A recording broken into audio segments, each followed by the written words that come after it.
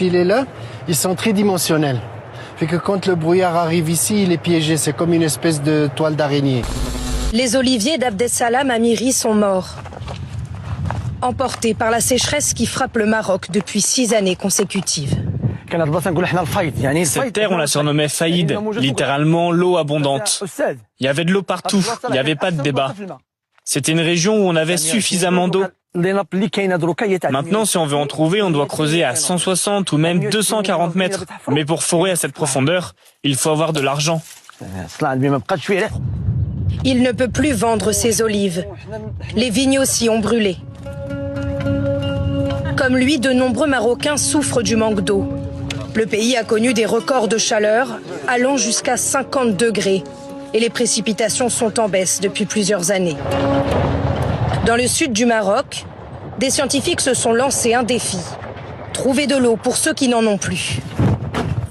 Et ils ont réussi. Ce câble-là est abîmé. Ah oui, celui-là. Grâce à ces immenses filets installés à plus de 1200 mètres d'altitude, ils capturent le brouillard pour en extraire de l'eau. Vous voyez ces filets-là, ils sont tridimensionnels. Fait que quand le brouillard arrive ici, il est piégé. C'est comme une espèce de toile d'araignée. Et donc l'eau, elle a le temps d'être coincée, de descendre ici.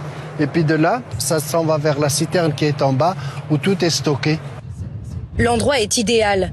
La région de Sidi Ifni se couvre régulièrement d'un épais brouillard, poussé jusque dans les filets par les courants froids venus de l'océan. Le dispositif 100% écologique permet de récolter 37 000 litres d'eau par jour en moyenne, distribués dans les villages voisins.